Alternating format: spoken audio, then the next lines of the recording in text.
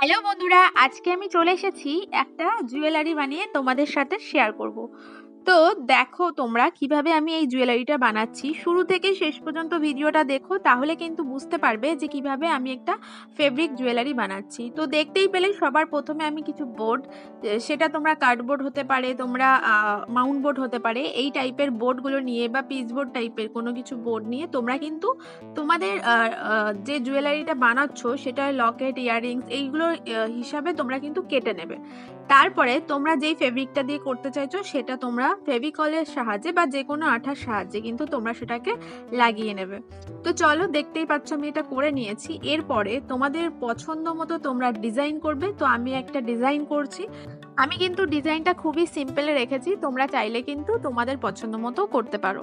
তো এরকম ভাবে করে নেওয়ার পর তারপরে আমরা এর মধ্যে একটু কড়ি অ্যাড করব।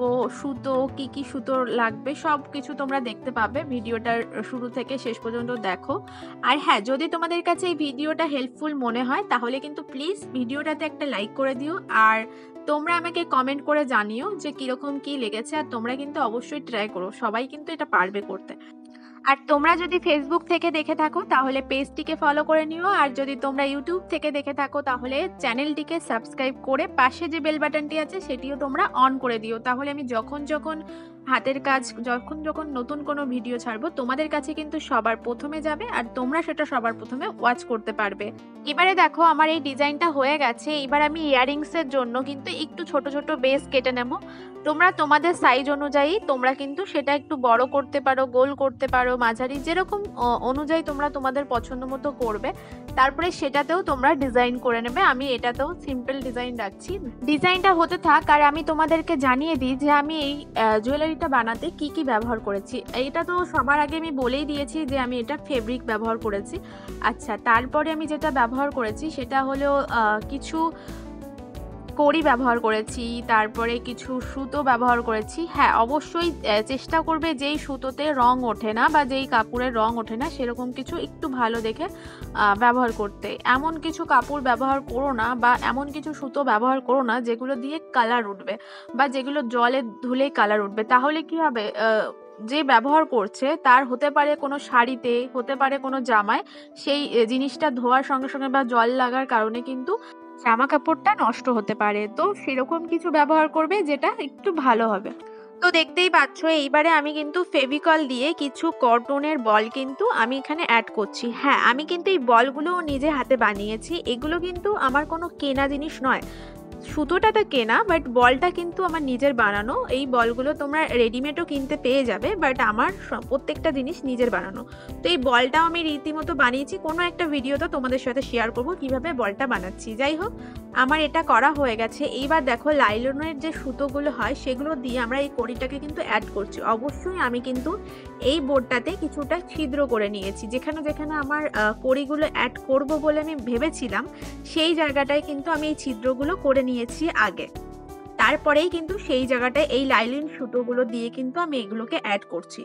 তোমরাও দেখতে পাচ্ছ আমি কিভাবে কি করছি। আর দেখো কিছু সিলভার জাতীয় বল নিয়েছি যেগুলো আমরা টার্সেলে ব্যবহার করব।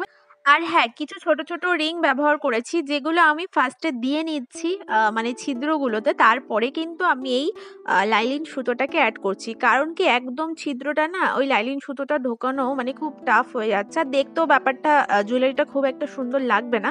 যার কারণে আমি কিন্তু এই রিংগুলো আগে দিয়ে নিয়েছি, তারপরে কিন্তু ওই সুতো দিয়ে এই কড়িটা আর এই বলগুলো কিন্তু অ্যাড করছি। আর হ্যাঁ, এটা কিন্তু আমি লাল আর কালোর মধ্যে দেখালাম। তোমরা চাইলে কিন্তু এটা অন্য অন্য কালারের মধ্যেও করতে পারো।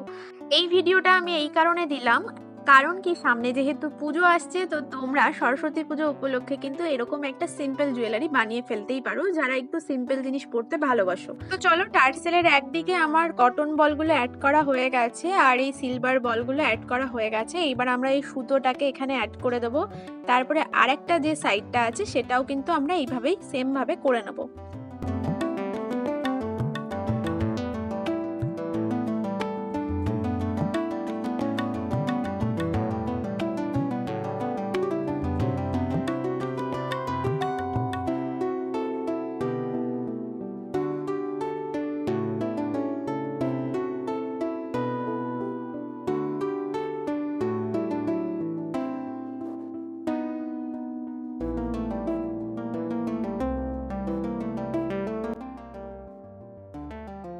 টার্সেলটা যেহেতু আমি পুরো সিম্পলে রেখেছি, তার জন্য কীরকম একটু সুতো সুতো ফাঁকা ফাঁকা লাগছে, যার জন্য আমি একটু দূরে একটা করে বল, সিলভার যে বলগুলো আছে সেগুলো অ্যাড করে দিয়েছি। তো চলো, আমার এই জুয়েলারিটা কিন্তু কমপ্লিট হয়ে গেছে। তোমরা কিন্তু অবশ্যই কমেন্ট বক্সে কমেন্ট করে আমাকে জানিও যে তোমাদের কাছে এই জুয়েলারির সিম্পল ডিজাইনটা তোমাদের কাছে কীরকম কী লেগেছে। আর হ্যাঁ, আবারও বলছি, যারা ফার্স্ট টাইম আমার ভিডিওটি দেখছো তারা প্লিজ, যদি ইউটিউব থেকে দেখে থাকো, চ্যানেলটিকে সাবস্ক্রাইব করে পাশে যে বেল বাটনটি আছে সেটিও অন করে দিও। আর যারা পেজ থেকে দেখছো তারা পেজটিকে ফলো করে নিও এরকমই নিত্য নতুন ভিডিও দেখার জন্য।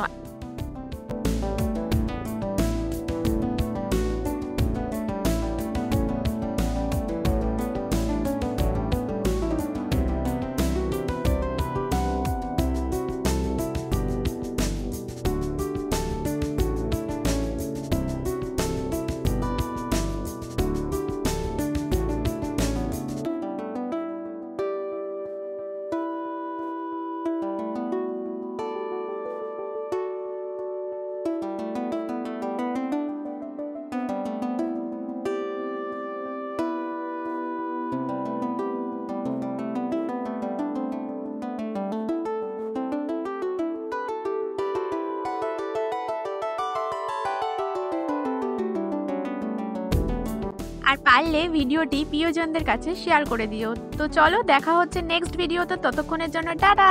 সবাই সুস্থ থেকো, ভালো থেকো।